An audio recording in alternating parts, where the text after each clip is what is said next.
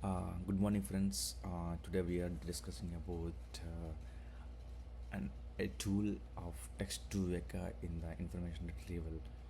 In this section, I will discuss about what is text-to-vec and what it offers and what it has features and with some examples too.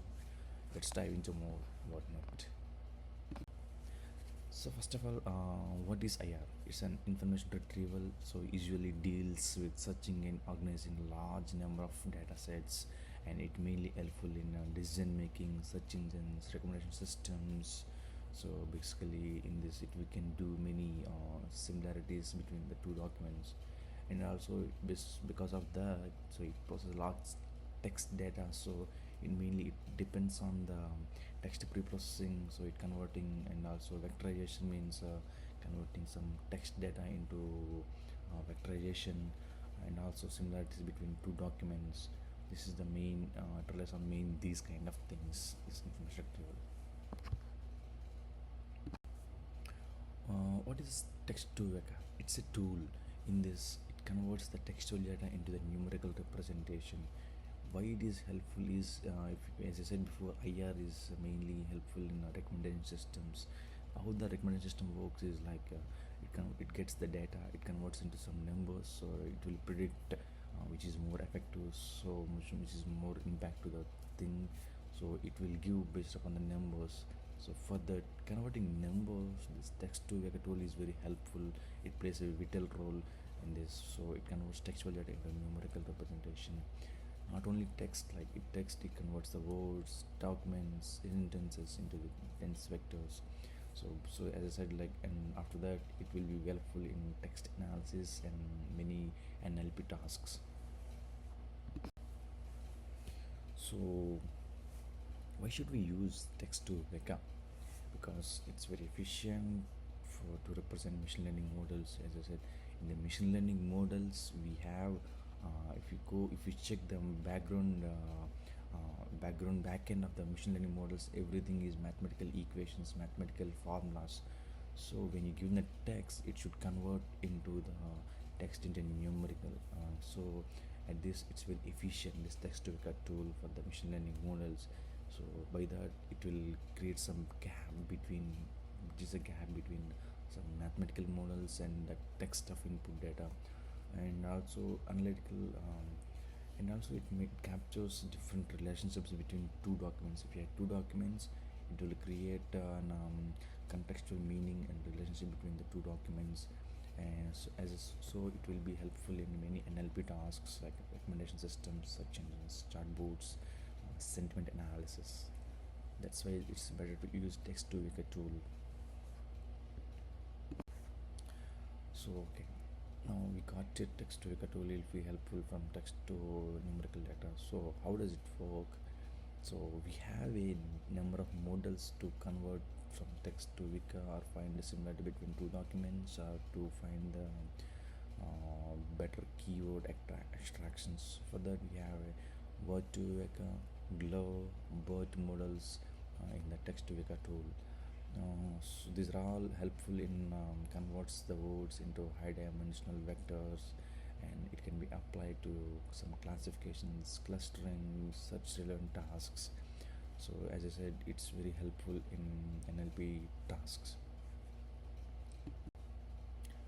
So I listed few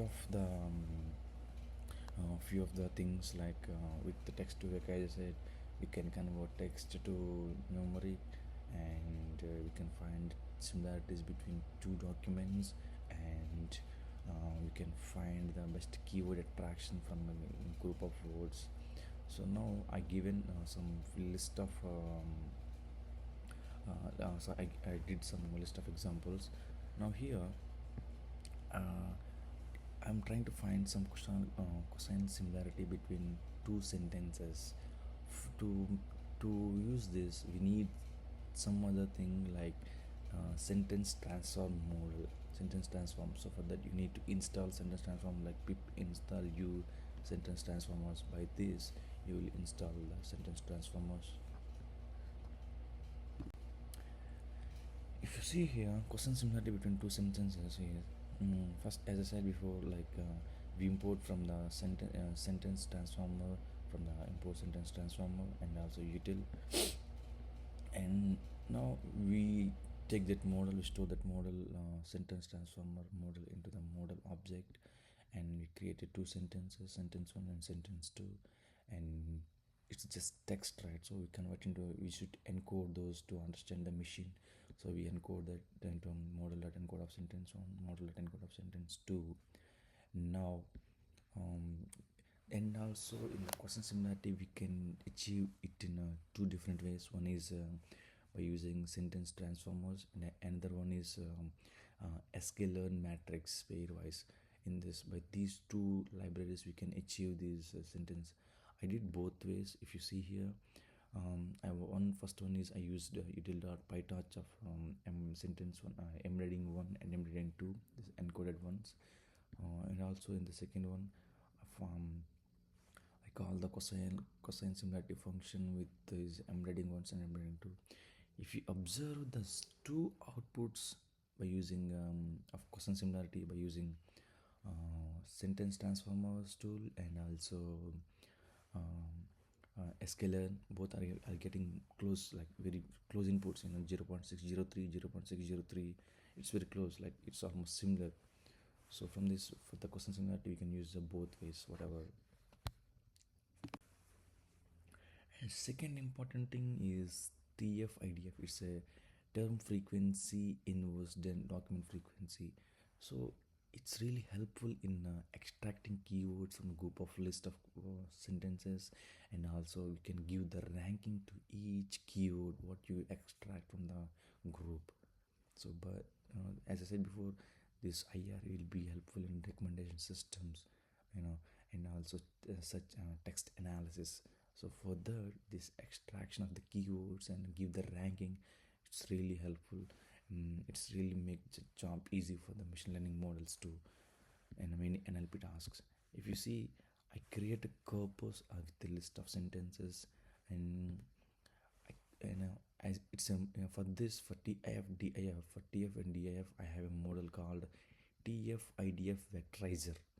I initialize that vector and stored it in vectorizer object, and now I'm calling the fit transform with those sentences with of the corpus with the list of sentences. And now, if you see here, vectorizer dot vectorizer dot get feature names out. From this, uh, I will extract list of keywords from the corpus. Get the feature name. It will extract the feature names, feature good keywords from the list of words. And also in the second one, x dot to array, it will give the id of, what is x. X is an already vectorized dot fit transform, so we convert it, already fitted that. So now we are calling that one. So it will do is, it will give the ranking to each keyword what we extract from the list of sentences. So for that, we call, so if you see below, we have a list of keywords what we extracted from the corpus, and convert, help, language, and also the rankings for those with each keyword. So this really helpful, this TF and IDF, term frequency and instance document frequency. So the last and final one is text2Vec. Oh, sorry, word2Vec. Yeah, as I said before, in text2Vec tool, we can convert the text, any kind of text. Is it a sentence? Is it a word? So we convert everything into numerical, into vectorization model, into vectorization vector representation. So in this, I'm trying to convert some words. So I use word2Vec. For this, I need to install Genism. So I did pip install Genism. No, I use it. I install that library so that I can use its functions. If you see here,